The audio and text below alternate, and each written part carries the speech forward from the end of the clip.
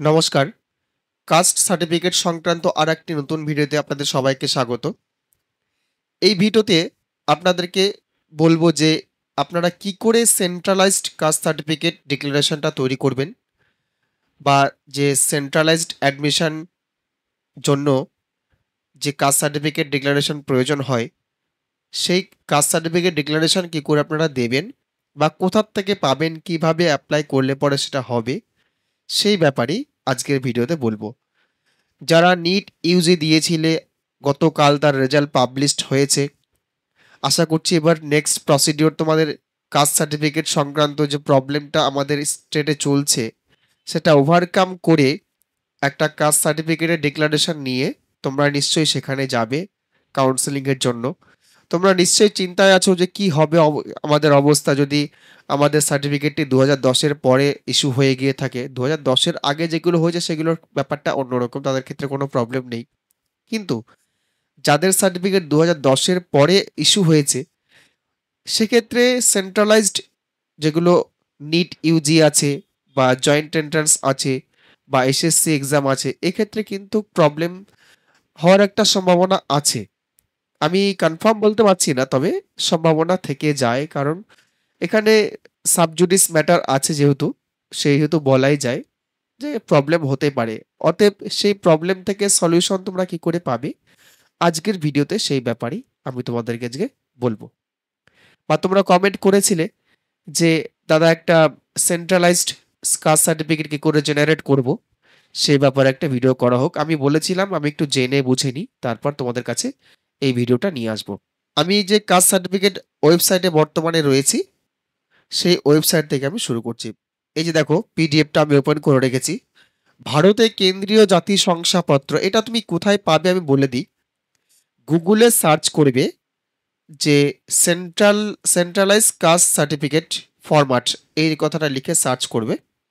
তোমরা যে এই জিনিসটা পাবে, সবচেয়ে প্রথমে এই লেখাটাই তোমরা পাবে। তো আমি সেটা পড়ে শোনাচ্ছি। ভারতে কেন্দ্রীয় জাতি শংসাপত্র হলো এমন একটি নথি যা কোনো ব্যক্তির একটি নির্দিষ্ট বর্ণ বা সম্প্রদায়ের সদস্যপদ প্রমাণ করে, যেমন তপশিলি জাতি, তপশিলি উপজাতি অথবা অন্যান্য অনগ্রসর শ্রেণী ওবিসি, এবং কেন্দ্রীয় সরকারের উদ্দেশ্যে স্বীকৃত। যদিও একটি কেন্দ্রীয় জাতি শংসাপত্র একটি স্বতন্ত্র নথি হিসেবে নেই, প্রাসঙ্গিক শংসাপত্রটি রাজ্য সরকার দ্বারা জারি করা হয় এবং বিভিন্ন আবেদনের জন্য কেন্দ্রীয় সরকার দ্বারা স্বীকৃত একটি নির্দিষ্ট ফরম্যাট অনুসরণ করে। কেন্দ্রীয় জাতি শংসাপত্র কিভাবে পাবেন, এই যেখানে তোমাদের বলছি ব্যাপারটা। রাজ্য প্রদত্ত একটি শংসাপত্রের জন্য আবেদন করুন, অর্থাৎ তোমাদের কিন্তু অবশ্যই স্টেটের সার্টিফিকেটটা থাকতে হবে, তাহলে সেটা সম্ভব। প্রথমেই এখানে বলে দিয়েছে রাজ্য প্রদত্ত শংসাপত্র আগে আবেদন করুন। যদি সেটা আবেদন করে থাকেন বা কাস্ট সার্টিফিকেটই থাকে, তাহলে আপনারা যেতে হবে আপনাদের ডিএম অফিস বা SDM office, sub divisional magistrate office, অবশ্য অথবা জেলা ম্যাজিস্ট্রেট অফিস থেকে একটি রাজ্য স্তরের জাতীয় শংসাপত্রে আবেদন করতে হবে।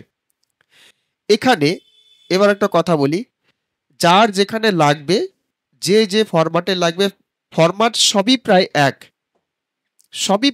সবারই ক্ষেত্রেই সেন্ট্রালাইজ যে ফরম্যাটটা, আমি ফরম্যাটটা এরপরে তোমাদেরকে এক এক করে দেখাচ্ছি। এটা যেহেতু তোমরা নিট অ্যাডমিশনের জন্য সবাই চিন্তিত আছো, আমি এই জন্য ভিডিওটা এখন করছি। আমি আরো নিচের দিকে নিয়ে যাই। প্রয়োজনীয় তথ্য কি লাগবে বলেছে, আপনাকে আপনার জাতি বিবরণ, পারিবারিক ইতিহাস এবং অন্যান্য প্রাসঙ্গিক নথি প্রদান করতে হবে। এই যে এখানে দিয়ে দিয়েছে। শংসাপত্র ফরম্যাট, রাজ্য সরকার দ্বারা জারি করা শংসাপত্রটি এমন একটি ফরম্যাটে হওয়া উচিত যা কেন্দ্রীয় সরকার বিভিন্ন আবেদনের জন্য গ্রহণ করে। এই ফরম্যাটের ব্যাপারে আমি এরপরে তোমাদেরকে দিচ্ছি কোন ফরম্যাট হবে সেটা। এরপর নিচের দিকে চলে যাই। এবার দেখো, রাজ্য সরকার আপনার জাত যাচাই করবে এবং শংসাপত্র জারি করবে। নির্দিষ্ট প্রয়োজনীয়তা এসসি এসটির জন্য কি কি লাগবে সেটা বলে দিয়েছে এখানে। আপনার পিতামাতা বা জীবিত পিতামাতা সাধারণত যে জেলায় থাকেন সেই জেলার জেলা কর্মকর্তা বা উপবিভাগীয় কার্যকর্তার কাছ থেকে আপনাকে একটি শংসাপত্র জমা দিতে হবে। অর্থাৎ যে জেলায় তোমরা বসবাস করছো সেই জেলার অন্তর্গত যে সাব ডিভিশনাল অফিস আছে সেখানে গিয়ে একটা আবেদন করতে হবে, জমা দিতে হবে। এসসি এসটির জন্য যে আমি সেন্ট্রালাইজড একটা অ্যাপ্লিকেশন, এই এসসি কার্ডের ডিক্লারেশন চাই বা এসসি কার্ড চাই, আমার কাছে স্টেটের এসসি কার্ড আছে, আমি সেন্ট্রালাইজ এসসি কার্ডটা চাইছি, এই কারণে চাইছি, কারণটা হচ্ছে তোমাদের এক্সাম। ধরো নিট এক্সাম হতে পারে, এসএসসির তে তোমরা জয়েনিং করবে সেটা হতে পারে, বা তো জয়েন্ট এন্ট্রান্সে বসবে তোমরা সেটাও হতে পারে। তবে হ্যাঁ, নিট যারা রেজাল্ট পাবলিশ হয়েছে গতকাল তাদেরকে বলবো, তোমরা যখনই এসডিএম অফিসে যাবে বা ডিএম অফিসে যাবে বা কালেক্টরেট বিল্ডিংয়ে যাবে, তখন অবশ্যই তোমরা নিটের রেজাল্টটা হাতে করে প্রিন্ট আউট করে নিয়ে চলে যাবে। কারণ তোমাদের সেই বাধ্যটা, বা তোমরা কেন এত দৌড়াদৌড়ি করছো, যে কেন তোমাদের প্রয়োজন, সেই জিনিসটা কিন্তু তারা বুঝতে পারবেন তখন। আর এটা কিন্তু সই করে এসডিএম, সাব ডিভিশনাল ম্যাজিস্ট্রেট অথবা ডিস্ট্রিক্ট ম্যাজিস্ট্রেট এখানে সই করেন।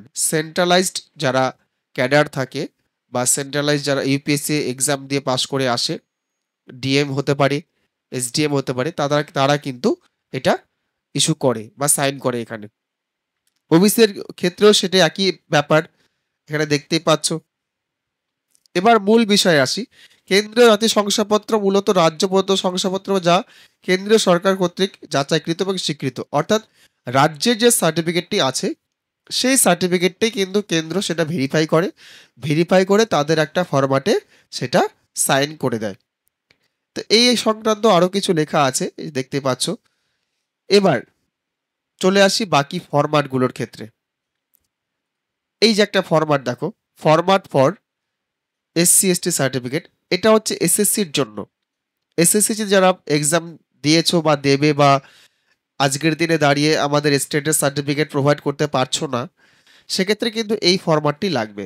এই যে এই ফরম্যাটে তোমার ডিটেলস চাইবে, আর এখানে কিছু সেকশন আছে, এই সেকশনগুলো দেওয়া থাকবে। এই সেকশনগুলো উল্লেখ করার প্রয়োজন তোমাদের প্রয়োজন পড়বে না, যারা অথরিটি আছে সেই অথরিটিটা কিন্তু এটা পূরণ করবে, আর তোমাদের কাজ হবে এই জিনিসটা করা। তো এই জিনিসটা করে তোমরা কিন্তু এসডি অফিস বা কালেক্টরেট বিল্ডিং ডিএম অফিসে চলে যাবে। এই ফরম্যাটটা তোমরা ফিল আপ করে, যে নিচে আরও আছে, এই ফরম্যাটটি ফিল আপ করে তোমাদের সঙ্গে দেবে আধার কার্ড, পুরনো কাস্ট সার্টিফিকেটের জেরক্স, এবং তোমাদের বাবার মায়ের আধার কার্ড অবশ্যই ইনক্লুড করে দেবে। আর তোমার যে এডুকেশনাল ডিটেলস আছে, আর কি পারপাস তুমি চাইছো, ধরো এসএসসিতে পরীক্ষা দিতে চাইছো, বা পরীক্ষার পরে তোমরা ইন্টারভিউতে ডাক পেয়েছো বা টায়ার 2 তে ডাক পেয়েছো, তখন কিন্তু কাস্ট সার্টিফিকেট ভেরিফাই হয়।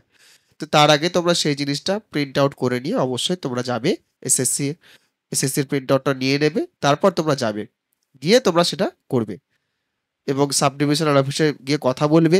তারা কি বলেন, তাদের কি ওপিনিয়ন, আশা করছি তোমাদের ফেরাবে না, কারণ তারাও চায় এই কারণে কোনো স্টুডেন্ট যেন ফিরে না আসে বা কারো জয়নিং যেন না আটকে থাকে।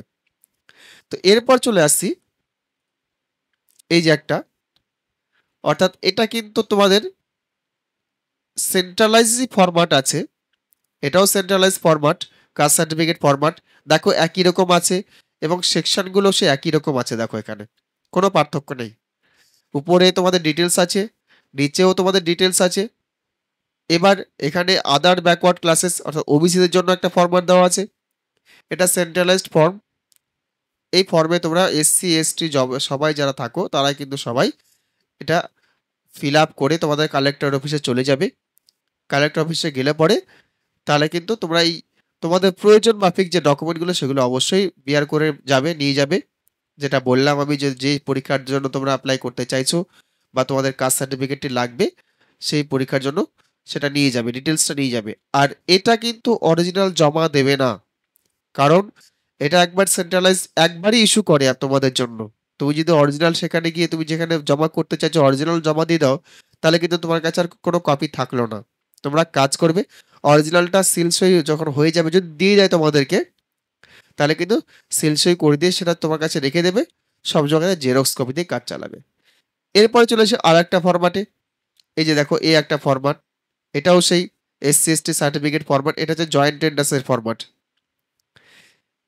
জয়েন্ট টেন্ডার্সের ফরম্যাট আর আরও একটা ক্ষেত্রে কাজে লাগে, সেটা হচ্ছে এটা নিটেও কাজে লাগে।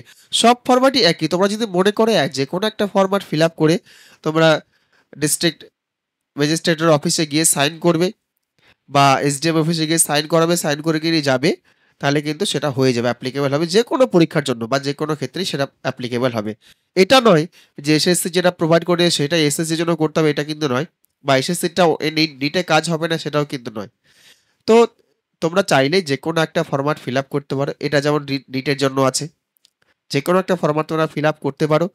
সেইটা ফিল আপ করে নিয়ে অবশ্যই তোমরা যাবে, তোমাদের কাজ আশা করছি হয়ে যাবে। তো তোমাদের কাজটা হয়ে যাক এই আশা রাখি।